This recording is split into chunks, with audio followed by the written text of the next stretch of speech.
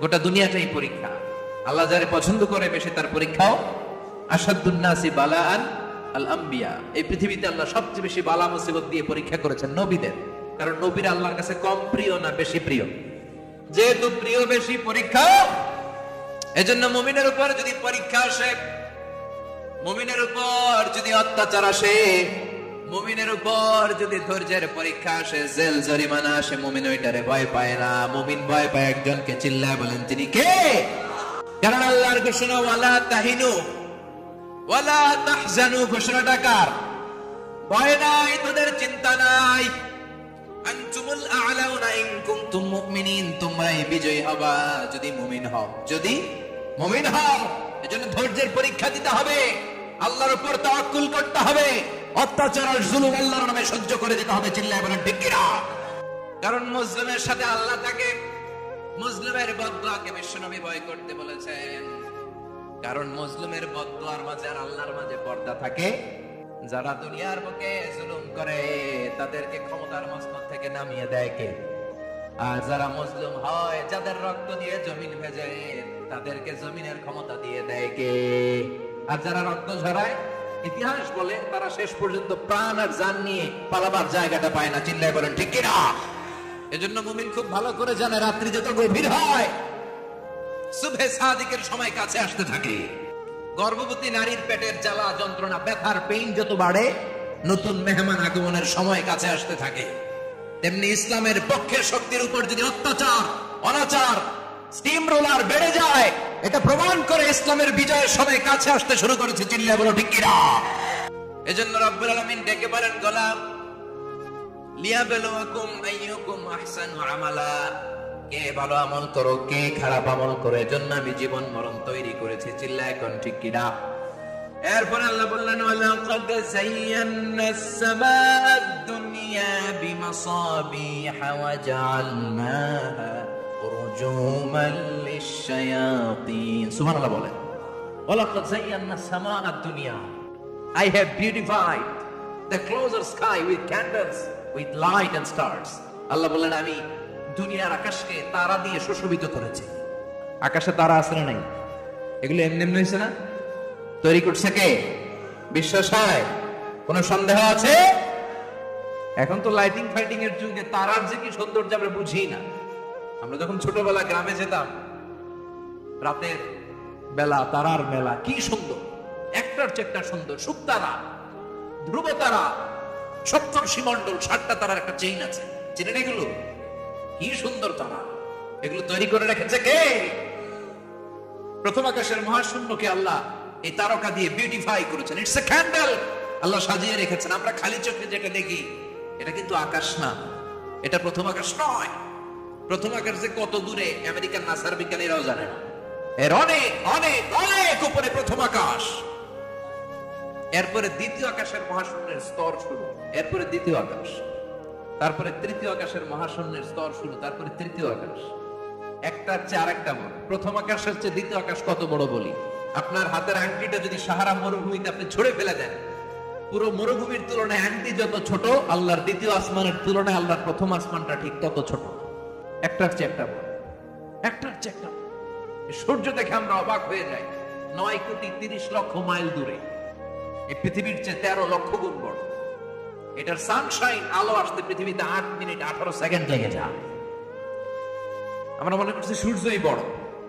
যাদের Atlas map নিয়ে যাদের ধারণা আছে তারা দেখবেন বাংলাদেশ এই শব্দটা লেখার জায়গাও আমরা পাই না। মানচিত্রে বাংলাদেশ শব্দটা লেখার জায়গা পায় না। বিআরে উঠে যায় ইন্ডিয়ার উপর, আর ডিএসএ ছুটে যায় আবার ইন্ডিয়ার উপর। মাঝখানের 2টা অক্ষর বাংলাদেশের উপরে পড়ে। চিল্লায় বলেন ঠিক কিনা? কত ছোট দেশ। পাশের ইন্ডিয়া 20-25 গুণ বড়। ইউরোপ আমেরিকার অনেক দেশ আছে, আমেরিকায় বাংলাদেশের চেয়ে শতগুণ বড়। কানাডা কয়েকশো গুণ বড়, রাশিয়া কয়েকশো গুণ বড়। এরকম প্রায় 200 দেশ নিয়ে পৃথিবীর স্থলভাগ আর 70% হচ্ছে শুধু পানি। এই সব মিলে আমাদের এই পৃথিবী। আর এত বড় পৃথিবীর চেয়েও নাকি সূর্য 13 লক্ষ গুণ বড়। তার মানে সূর্যই বড় না, সূর্যের চেয়ে অনেক বড় তারা আছে। সূর্যের পরে পৃথিবীর সবচেয়ে কাছের যে তারা বা স্টার, ওটার নাম হচ্ছে প্রক্সিমা সেন্ট্রাই। নাম কি? প্রক্সিমা সেন্ট্রাই। এরপরে আলফা সেন্ট্রাই এ, আলফা সেন্ট্রাই বি, ইটা ক্যারিনা, বেটেলজিউস, এরকম একটার পর একটা তারা। যেই সূর্য পৃথিবীর চেয়ে 13 লক্ষ গুণ বড়, ব্যাটেলজিউস নামে একটা তারা আছে, ওটা সূর্যের চেয়ে 33 কোটি গুণ বড়। তার মানে কি ব্যাটেলজিউসই সবচেয়ে বড় না, ছোট্ট একটা তারা। এই ব্যাটেলজিউসকে খেয়ে ফেলাইতে পারে এরকম 1000 কোটি গুণ বড় সাইজের তারা আছে না নাই? এরকম কয়েক বিলিয়ন তারা নিয়ে আমাদের গ্যালাক্সি গঠিত। আমাদের গ্যালাক্সি, এটার নাম মিল্কি ওয়ে। এটার নাম কি? আমাদের গ্যালাক্সি। এই গ্যালাক্সিতে আমাদের অবস্থান। এরকম কত হাজার কোটি গ্যালাক্সি আছে আমেরিকার নাসার বিজ্ঞানীরাও জানে না। আমাদের গ্যালাক্সির সবচেয়ে কাছের যে গ্যালাক্সি, ওই গ্যালাক্সিটার নাম হচ্ছে অ্যান্ড্রোমেডা। কি নাম? অ্যান্ড্রোমেডা। আমাদের গ্যালাক্সি থেকে কেউ যদি কাছের গ্যালাক্সি অ্যান্ড্রোমেডাতে যেতে চায়, তার 2.5 বিলিয়ন লাইট ইয়ার্স সময় লেগে যাবে। কথাটা কঠিন হয়ে গেছে, আমি ভেঙে বলি, তারপরে সুবহানাল্লাহ কই। আমাদের গ্যালাক্সির নাম মিল্কি ওয়ে। মিল্কি ওয়ে থেকে যদি কেউ অ্যান্ড্রোমেডাতে যেতে যায়, কত সময় লাগবে? 2.5 billion light year. Light year মানে আলোক বর্ষ। আলোর গতিতে যদি ছোটা যায়, 2.5 মিলিয়ন মানে হচ্ছে প্রায় 25 লক্ষ। তাহলে পৃথিবীতে সবচেয়ে দ্রুতগামী যে বিষয়টা আবিষ্কৃত হয়েছে সেটা হচ্ছে আলো। এই যে লাইট মারলে যে ছোটে, এই লাইট প্রতি সেকেন্ডে 1,86,000 মাইল বেগে ছুটতে পারে। 1 মিনিটে না, 1 ঘন্টা না, 1 মিনিটে না, 1 সেকেন্ডে আলো চলে যায় কয় মাইল? 1,86,000 কোটি চিন্তা। আপনি কল্পনা করতে পারেন? হয়তো মাথা নাড়াইতেছেন। এটা কি কল্পনা করা যাবে? আমার তো তার ছেড়ে যাচ্ছে। 1 সেকেন্ডে নাকি আলো ছুটে 1,86,000 মাইল বেগে। 1 সেকেন্ড শব্দ কইতে তো 2 সেকেন্ড লাগে। কথা কর, এর মধ্যে আলো চলে গেছে 1,86,000 মাইল। তো কোন রকেট যদি আপনি পান, যে রকেট দিয়ে সেকেন্ডে 1,86,000 মাইল বেগে রকেটটা ছুটবে প্রতি সেকেন্ডে, খেয়াল করেন, ঘন্টায় না, মিনিটে না, কিসে? সেকেন্ডে। যে রকেটটা সেকেন্ডে 1,86,000 মাইল বেগে ছুটবে, ওই রকেটটা দিয়ে আমাদের গ্যালাক্সি থেকে আমাদের পাশের গ্যালাক্সি অ্যান্ড্রোমেডাতে পৌঁছতে আপনার 25 লক্ষ বছর লেগে যাবে। সুবহানাল্লাহ বাড়িতে গিয়ে বললেন। এরকম বিশাল বিশাল তারা দিয়ে আমাদের আকাশটারে বিউটিফাই করেছে কে? আমি এই দুনিয়ার আকাশটারে সুন্দর সুন্দর তারকারাজি লাইটের মতো সেটিং করে সুশোভিত করেছি। আবার এই তারকা দিয়ে আমি শয়তানদেরকে প্রহারও করেছি। সুবহানাল্লাহ। শয়তানদেরকে আল্লাহ তারা মেরে আঘাত করে। সুবহানাল্লাহ বলে। এরপরে এই সূরার প্রথম রুকুর শেষে আল্লাহ বললেন, ওয়াসিররু কাওলাকুম আও ইজহারু বিহি ইন্নাহু আলীমুম বিযাতিস সুদূর আলা ইয়ালামু মান খালাকা ওয়া হুয়াল লাতীফুল খাবীর। আল্লাহ বললেন, ওয়াসিররু কাওলাকুম, তোমরা যদি গোপনে কথা বলো, আও ইজহারু বিহি, কিংবা স্পষ্ট করে বলো, সব শুনে কে? আপনি যেমনি বলেন শুনবে কে? বলেনই নাই, শুধু মনে মনে ভাবছেন, শুনবে কে? সুবহানাল্লাহ কইবেন না? সাত আকাশের উপরে, আরশের উপরে তার অবস্থান, সাত জমিনের নিচে কোন গোপনতম প্রকোষ্ঠে, কোন ছোট্ট বাক্সের ভেতরে যদি কোনো পিঁপড়া, পিপিলিকা নীরবে হেঁটে যায়, আল্লাহ বলে আমি ওই পিঁপড়ার হেঁটে চলার পায়ের আওয়াজটাও শুনতে পাই। এজন্য কেউ যেটা শোনে না, শুনে কে?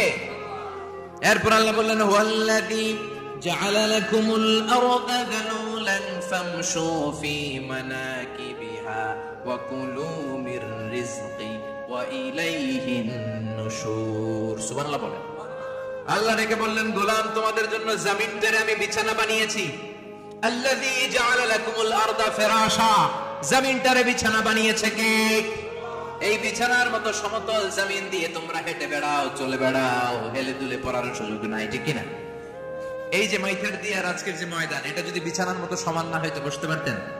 কথাগণ, এই ময়দানের প্যান্ডেলের এদিক দিয়ে উঁচা, এদিক দিয়ে গর্ত, এদিক দিয়ে নিচা, এদিক দিয়ে খাড়া, কেমন হইতো? কথাগণ, কেউ আমরা দেখতো, কেউ দেখতো না, কেউ দাঁড়াইয়া, কেউ বৈশা, আছে না নাই? কিন্তু জমিনটারে সমতল বানালো কে? আপনি যদি বিমান থেকে যদি আপনি দেখেন, বিমানের গ্লাস দিয়ে, জানলা দিয়ে যদি আপনি নিচের দিকে তাকান, আপনি দেখবেন মনে হবে পুরো জমিনটাকে আল্লাহ সবুজ কার্পেট দিয়ে কার্পেটিং করে রেখেছে। এই সৌন্দর্য দিয়েছে কে?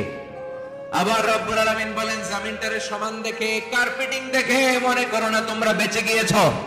আমার দেয়া বিধান আমার জমিনে যদি কায়েম করতে না পারো, এই কার্পেটিং করা জমিনের ভেতরে আযাব আছে না নাই? এই পুরো জমিনের ভেতরে আছে আগুন আর আগুন। আগ্নেয়গিরির অগ্নুৎপাত জ্বালামুখে বিস্ফোরণ করে দিয়ে গোটা বিশ্বটারে মুহূর্তে মেসাকার করে দিতে পারে কে?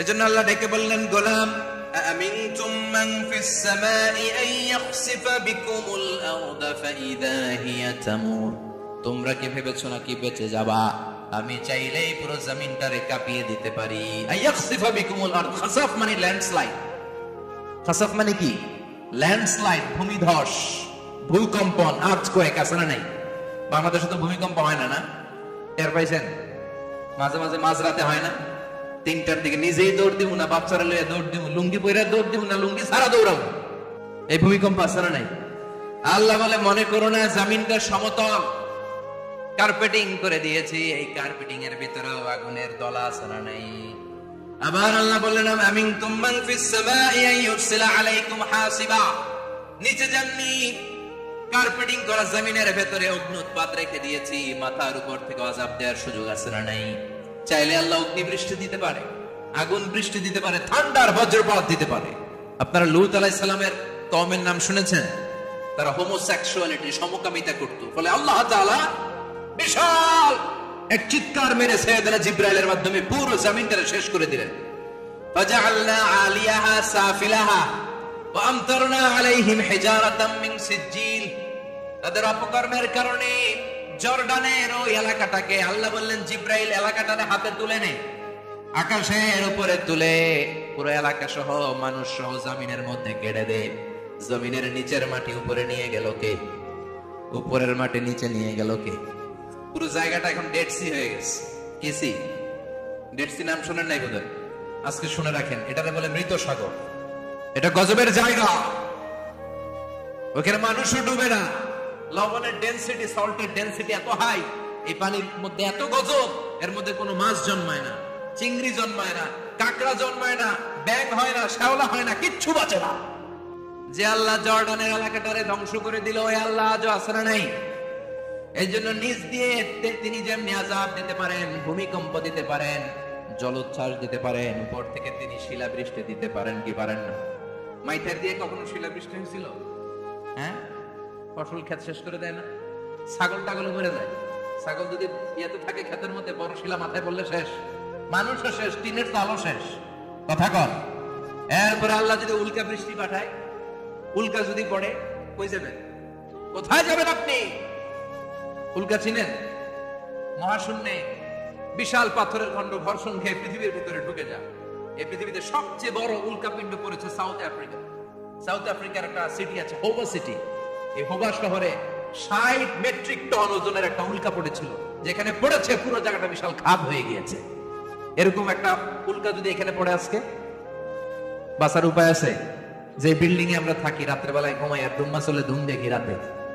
ওই বিল্ডিং এ যদি একটা পড়ে কথা কর ডান্স ক্লাব গুলার উপর যদি পড়ে পতিতালয় যেগুলা আছে ওগুলা যদি পড়ে যে হোটেল গুলার মধ্যে আকাম কুকাম হয় ওইটার উপর যদি পড়ে নাকি আল্লাহর এখন দেয়ার ক্ষমতা নাই কথা কর তার মানে বেঁচে গেছো পার পেয়ে গেছো মনে করো না নিজ দিয়েও আযাব আছে উপর দিয়েও আযাব আছে চিল্লায় বলেন ঠিক কি না এজন্য ভয় পেতে হবে একজন সত্তাকে তিনি কে সব ক্ষমতার মালিক কে এরপর আল্লাহ বললেন আওয়ালাম ইয়ারাউ ইলা আত-তায়রি ফাওকাহুম সাফাতিন ওয়া ইয়াকবিদনা মা ইউমসিকুহুন্না ইল্লা রাহমান ইন্নাহু বিকুল্লি শাইইন বাসীর সুবহানাল্লাহ বলেন আল্লাহ বলেন তোরা নাস্তিক হস কেমন করে মানুষ নাস্তিক হয় কেমন করে মানুষ কি মুক্ত বিহঙ্গের দিকে নজর করে তাকায় না আকাশে মুক্ত বিহঙ্গ নাই বিহঙ্গ বুঝছেন তো পাখি পাখির কথা কোরআনে বলল কে সুবহানাল্লাহ কইবেন না আউয়ালু তুআমিন ইয়াকুলুহু আহলুল জান্নাতি ফাজিয়াদাতু কাবিদিল হুদ প্রথমে মাছের কলিজা এরপরে পাখির ভুনা গোশত তার মানে পাখির কথা কোরআনে আছে না নাই আবার সাইয়েদনা সুলাইমান আলাইহিস সালামের একটা পাখি ছিল এটার নাম কি ছিল হুদহুদ পাখি মাথার উপর দিয়ে চলতো আর ওটার চোখে জুমিং পাওয়ার আল্লাহ এত বেশি দিয়েছিল এটা জমিনে নজর করলে বুঝতে পারতো কয় হাজার ফিট নিচে পানি আছে পানিটা মিষ্টি না লবণাক্ত না কেমন দেখে দেখে মুহূর্তের মধ্যে সাইয়েদনা সুলাইমানের কাছে সব তথ্য সরবরাহ করে দিত সুবহানাল্লাহ এজন্য আল্লাহ বললেন নাস্তিকগুলো কি পাখির দিকে তাকায় না এই পাখির দিকে তাকালে পাখির রব আল্লাহরে খুঁজে পাওয়া যায় পাখির দিকে তাকালে মুক্ত বিহঙ্গের দিকে তাকালে কেমন করে পাখিগুলো উড়ে যায় এই পাখিগুলো আকাশে ধরে রাখে কে মা ইউমসিকুহুন্না ইল্লা রাহমান ওই রহমান ছাড়া কেউ পাখিগুলোর সামনে ধরে রাখতে পারে না। কত শত আয়াতে যে আল্লাহ পাখির কথা বলেছেন হিসাব নাই, কত ধরনের পাখি যে আল্লাহ বানিয়েছেন কোনো হিসাব নাই। জিওগ্রাফিক্যাল চ্যানেল দেখবেন, ওখানে দেখবেন একটা পাখি আল্লাহ তৈরি করেছে, পৃথিবীর সবচেয়ে ছোট পাখি, নাম হলো হামিং বার্ড। কি নাম? The smallest bird ever in the world. সবচেয়ে ছোট, এটা প্রাপ্তবয়স্কে 3 থেকে 5 ইঞ্চি লম্বা হয়। এটার পূর্ণ যৌবন এটা লম্বা কত? 3 থেকে 5 ইঞ্চি। এটা প্রতি সেকেন্ডে ডানা ঝাপটাতে পারে 80 বার। কয়বার? আমাদের ডানা আছে না 2টা, আপনি আপনার ডানা 1 সেকেন্ডে কয়বার ঝাপটাতে পারবেন? হ্যাঁ, আমি ঝাপটাইলাম, কয়টা হয়েছে 1 সেকেন্ডে? হ্যাঁ, 3টা 4টা ঝাপটা দিতেই আমার সেকেন্ড শেষ। কিন্তু এই পাখিটা প্রতি সেকেন্ডে তার 2 পাখা ঝাপটায় কয়বার? পৃথিবীর সব পাখি সামনে ওড়ে, তো এই পাখি সামনে যেমনি ওড়ে, এট দ্য সেম টাইম এই পাখি পিছনের দিকে উঠতে পারে। ইউরোপের আল্পস পর্বতমালায় গুগল করবেন যে আজকে গুগলে লিখবেন যে আলপিন সুইফট একটা পাখি আছে। এই পাখিটা একবার যখন শূন্যে উড়াল দেয়, উড়ন্ত অবস্থায় এটা আকাশে 6 মাস থাকতে পারে। আকাশের মেঘের আপ থেকে পানি খায়, শূন্যে ভেসে বেড়ানো পোকামাকড় ধরে খেয়ে বেঁচে থাকে। 6 মাস পর একবার জমিনে ল্যান্ড করে নামে কয়েকদিন থেকে আবার উড়াল মারে, আবার উড়াল মারলে আবার 6 মাস। আলপিন সুইফট। আরেকটা পাখি আছে, অদ্ভুত পাখি, নাম হোমা বার্ড। এই হোমা বার্ড উড়ন্ত অবস্থায় ডিম পেড়ে দেয়, আর ওই ডিমটা জমিনে পড়ার আগেই মাঝখানে ডিম ফেটে বাচ্চা বেরোয়, বাচ্চা উঠতে শুরু করে দেয়। এই পাখিগুলোর কথা কোরআনে আছে না নেই? ইন্নাহু বিকুল্লি শাইইন বাসীর। আল্লাহ বললেন নাস্তিকগুলো কি পাখির দিকে নজর করে তাকায় না? পাখির দিকে নজর করে যদি তাকায়, তখন পাখির রব আল্লাহরে খুঁজে পাবে। চিল্লায় বলেন ঠিক কিনা? পাখিকে আরবিতে বললে তয়ের। সবাই বলেন পাখির আরবি কি? বিমানের আরবিও তয়ের। পাখি আরবি যা, বিমান আরবিও। এই পাখি নিয়ে গবেষণা করে বিমান বানাইছে। সুবহানাল্লাহ কইবেন না? আমরা বানাই নাই, আমরা তো খোঁচাখুচিতে ব্যস্ত, আমরা আছি ফতুয়া নিয়ে ব্যস্ত। তুই 20 কারণে কাফের, তোর চাচা 90 কারণে কাফের। তোর চাচা মরলে যেই জায়গায় কবর দেয়া হবে, ওই কবরের মাটির উপরে যে ঘাস উঠবে, ওই ঘাস যে গরু খাবে, ওই গরুর দুধ যে খাবে, ও কাফের। আছে না নাই? খালি কাফের ফতুয়া দেয় ব্যস্ত। আমরা ফতুয়া নিয়ে রইলাম, আর ওরা সব আবিষ্কার করে ফেললো। উইলবার রাইট আর অরভিল রাইট, এই 2 ভাই 1903 সালে এই বিমান আবিষ্কার করেছে এই আয়াতের উপর গবেষণা করে। আওয়ালাম ইয়ারা ইলা তাইর। ওরা কি পাখি নিয়ে ভাবে না? আমাদের তো ভাবার সময় নাই, আমরা আছি মদ নিয়ে আর নারী নিয়ে আর জুয়াবাজি নিয়ে। চিল্লায় বলেন ঠিক কিনা? এমন অনেক মন্ত্রীদের হোটেল আছে যেখানে পতিতালয় রান্নাখানা। চিল্লায় বলেন ঠিক কিনা? মুসলমানরা মদ আর নারী নিয়ে ব্যস্ত, আর ইহুদি খ্রিস্টানরা আমাদের সব ঐতিহ্যকে ধারণ করেছে। উইলবার রাইট অরভিল রাইট গবেষণা শুরু করে দিল। পাহাড়ে শুয়ে শুয়ে 2 ভাই খালি পাখির ছবি আঁকে, কেমনে পাখিগুলো টানা ঝাপটা মেরে ওঠে, কেমনে নামে। গবেষণা করতে করতে করতে প্লেন বানায় ফেললো 1903 সালে। আজ থেকে 100 বছর আগের স্টোরি শোনাচ্ছি আপনাদের। তখনকার বিমান এখনকার বিমানের মতো ছিল না। আপনি দেখবেন যে শুরুতে বিমান কেমন ছিল। শুরুতে ভাঙ্গাচুরা 2টা পাখা নিয়ে একটু উড়ে আবার ধপাস করে পড়ে, কিন্তু আশা হারায় নাই, আবার উড়ে ধপাস করে পড়ে। আমেরিকাতে সুবিধা করতে পারেনি। ফ্রান্সের এক কিং তাদেরকে ডোনেট করেছে বিপুল অঙ্কের টাকা দিয়ে। তারা প্রথম ফ্রান্সের একটা শহর থেকে আরেকটা শহরে পৃথিবীর প্রথম প্যাসেঞ্জার প্লেন নিরাপদে ল্যান্ড করেছে। মানুষের উড়ার স্বপ্ন সফল হতে শুরু করলো। এখন বিভিন্ন ধরনের বিমান একটার পর একটা শুরু হয়েছে। এই পৃথিবীর সবচাইতে দ্রুতগামী যে বিমানটা আগে ছিল, নাম ছিল কনকর্ড, যাত্রীবাহী বিমান। এটার পরে এখন একটা বাইরে হচ্ছে বোম সুপারসনিক। কি নাম? Bomb supersonic. এত স্পিডে চলে, এই মাত্র দেখলেন এদিকে, এরপর দেখবেন নাই ওইদিকে। সুবহানাল্লাহ পড়েন। কি বিশাল বিশাল ডাবল ডেকার গুলো নিয়ে শূন্যে উড়াল দেয়। A3 এয়ার বোয়িং A380 বর্তমান পৃথিবীতে সবচেয়ে বড় প্যাসেঞ্জার বিমান। কার্গো বিমান তো এগুলোর 7-8 ডবল বড় হবে। I'm talking about the passenger plane A380। 525 জন যাত্রী নিয়ে এটা শূন্যে উড়াল দেয়। 525 জন যাত্রী, কেবিন ক্রু, পাইলট, বিমানের ওজন, খাবার দাবারের ওজন, ফুয়েলের ওজন, 525 জনের লাগেজ টাগেজের ওজন, সব নিয়ে শূন্যে উড়াল দেয়। সুবহানাল্লাহ কইবেন না? এই বিমান আবিষ্কারের আগ পর্যন্ত গোটা বিশ্বব্যাপী সব দেশে দেশে ছিল সেনাবাহিনী আর নৌবাহিনী। বিমান আবিষ্কার হওয়ার সাথে সাথেই শুরু হয়ে গেল বিমান বাহিনী, এয়ারফোর্স, মিলিটারি। এখন বোম সুপারসনিক বানায়, এখন ড্রোন হামলা করে, এখন মিসাইল হামলা করে, এখন স্যাটেলাইট পাঠায়, আমরাও পাঠাইছি। কি নাম? Bangabandhu satellite. We launching the Bangabandhu satellite channel last year. আমরা বঙ্গবন্ধু স্যাটেলাইটও পাঠাইছি উপরে। সবকিছু পাখির উপর গবেষণা করে হয়েছে। চিৎকার করে বলেন ঠিক কিনা? পাতা পড়ে না, একটা গাছ আছে, মাসালুহা কামাসালিল মুসলিম। এই পাতার দৃষ্টান্ত মুসলিমের দৃষ্টান্ত একই। হাদিসুনি মা হিয়া, দেখি তো কোন সাহাবী বলতে পারে এটা কোন গাছ? আল্লাহর হাবিব বললেন এমন একটা গাছ আছে যে এই গাছের কোনো পাতা ঝরে না। এই পাতার দৃষ্টান্ত, গাছের দৃষ্টান্ত, মুমিনের দৃষ্টান্ত একরকম। ফাহাদিসুনি মা হিয়া, কে আছো বলতে পারো এটা কোন গাছ? কেউ পারে না। সাহাবারা মনে করছে এটা মরুভূমির কোন একটা গাছ হবে। কেউ বাড়ির পাশে যে খেজুর গাছ আছে এটা খেয়াল করেনি। সবাই চলে গেছে অন্য গাছের দিকে। ক্যাকটাস, গুলমলতা, মরুভূমির রেয়ার যে গাছগুলো আছে, দুর্লভ দুষ্প্রাপ্য গাছগুলো তারা এক একজন একটার পর নাম বলতে আরম্ভ করলো। আল্লাহ রাসূল সাল্লাল্লাহু আলাইহি ওয়াসাল্লাম বললেন হয় নাই। একজন বলে একটা, আল্লাহর হাবিব বললেন হয় নাই। সবশেষে কেউ যখন পারে না, আল্লাহ রাসূল সাল্লাল্লাহু আলাইহি ওয়াসাল্লাম বললেন ইন্নাহা নাখলা, এটা খেজুর গাছ। সবাই বলেন কি গাছ? খেজুর গাছ। কেউ পারে না। ওয়াজ শেষ, নসিহত শেষ, সবাই বাড়ি ফিরে যাচ্ছে। সাইয়েদনা ওমর ফারুক রাদিয়াল্লাহু তাআলা আনহু ওনার ছেলে আব্দুল্লাহ ইবনে ওমরকে নিয়ে যাচ্ছে। আব্দুল্লাহ ইবনে ওমর হঠাৎ করে বললেন, আব্বা, আল্লাহ রাসূল যখন জিজ্ঞেস করেছিল এটা কোন গাছ, আমি কিন্তু জানতাম এটা খেজুর গাছ। আমি কিন্তু জানতাম। ওমর ফারুক বললেন বলো নাই কেন? আব্দুল্লাহ ইবনে ওমর বলেন, আব্বা আপনি পারেন না, আমার চাচা আবু বকর পারে না, মুরব্বী সাহাবারা কেউ পারে না, আমি মাঝখান দিয়ে কেমনে বেয়াদবি করি? সুবহানাল্লাহ পড়বেন না?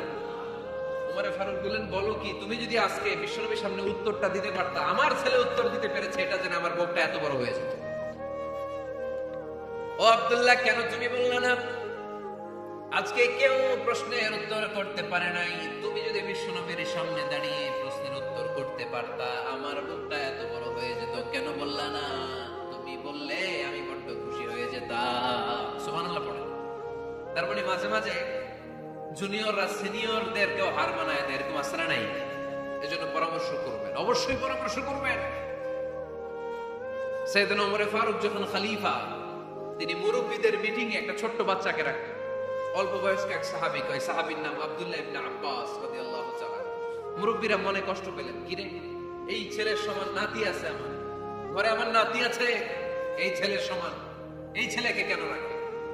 ওমর ফারুক বললেন, একদিন দেখাই দিব আপনাদেরকে কেন রাখি। ওমর ফারুক একদিন সবাইকে বললেন, ইদা জাআ নাসরুল্লাহি ওয়াল ফাতহ ওয়া রাআইতান নাস ইয়াদখুলুনা ফি দীনিল্লাহি আফওয়াজা। এটা কোন প্রেক্ষাপটে নাজিল হয়েছে আপনারা কে জানেন বলেন তো?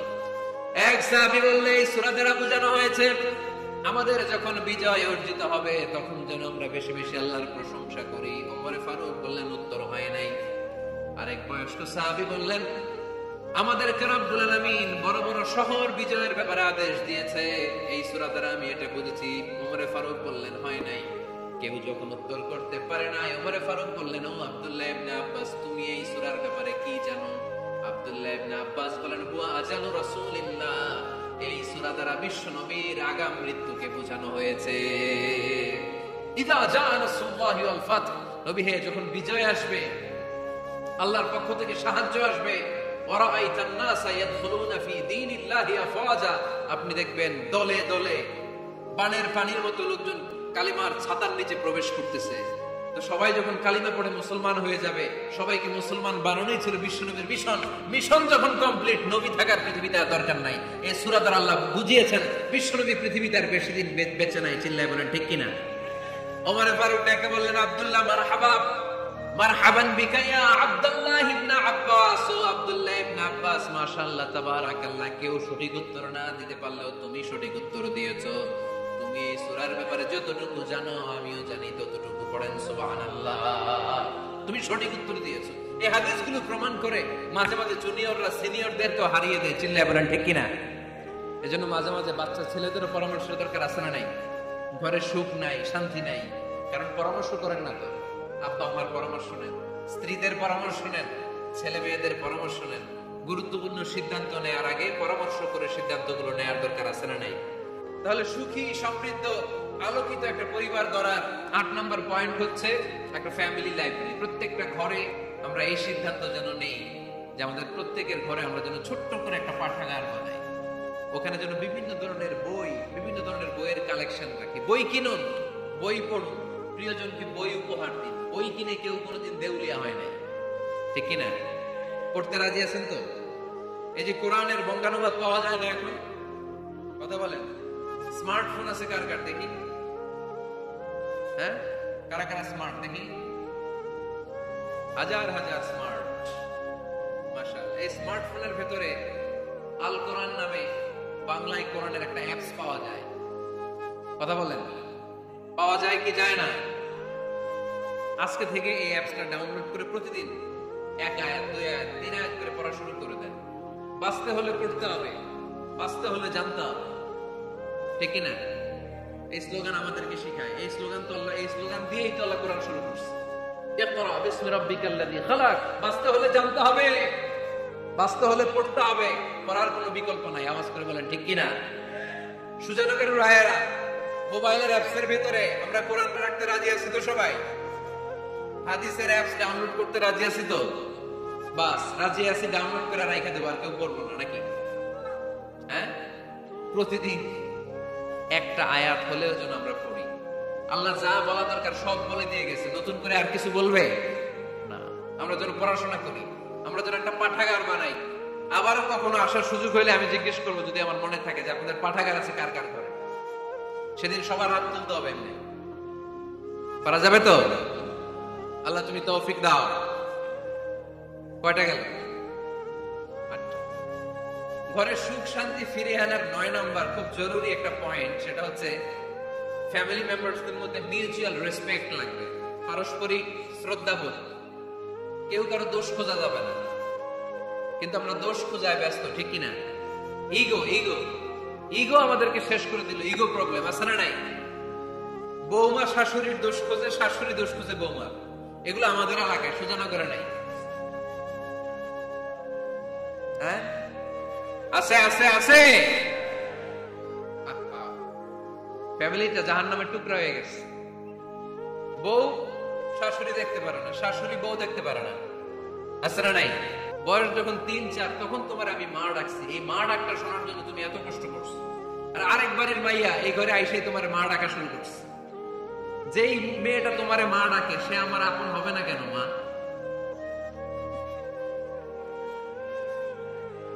ঠিক কিনা? এই মা ডাক শোনার জন্য তুমি এত কষ্ট করলা, আমার লালন পালন করলা, 10 মাস পেটে ধরলা, পেশাব পায়খানা পরিষ্কার করলা, এরপরে মা ডাক শুনতে পারছি। আর আরেকবারের মেয়ে জানা নাই চিনা নাই এসে তোমার ডাকা শুরু করছে মা।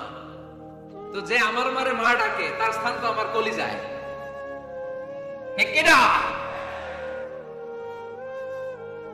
শাশুড়ি আম্মারা যারা আছেন, প্লিজ বৌমাদেরকে কষ্ট দিয়েন না।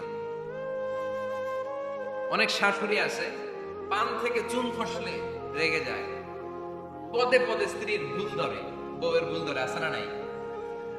এটা করবেন না। সে তো নতুন, আপনার অনেক এক্সপিরিয়েন্স হতে তার সময় লাগবে। তাকে সময় দিন, তাকে ভালোবাসুন, ঠিক কিনা? না বুঝে সামান্যতে বৌমারে বদদোয়া দেয়, এরকম আছে না নাই? কিন্তু বুঝতে চায় না, বৌমারে যদি বদদোয়া দেয় তাহলে তার নিজ ছেলের পরিবারের ক্ষতি। পেটে ধরা যে ছেলে, ছেলের পরিবারের কিন্তু ক্ষতি, তার আপন নাতি নাতনিদেরই ক্ষতি। আওয়াজ করে বলেন ঠিক কিনা? বৌমাকে বদদোয়া দিয়েন না। বৌমাকে নিজের মেয়ের মতো দেখবেন। সমাধান আমি দিচ্ছি। কেমন দেখতে হবে? নিজের মেয়ের মতো। নিজের মেয়ে সকালে ঘুম থেকে ওঠে 11টা, ওইটা সমস্যা নাই। বৌমা কেন উঠলো না, ওইখানেই ঝামেলা, আছে না নাই? মেহেরবানি করে আপনার বৌমাকে আপনার নিজের মেয়ের মতো দেখেন। নিজের মেয়ের যেমনি আদর করেন তাকেও অমনি আদর করেন। আপনার বৌমারে যদি আপনি কষ্ট দেন, মনে রাখবেন আপনার নিজের মেয়েটাও আরেকবারের বউ হয়ে কয়েকদিন পরে যাবে।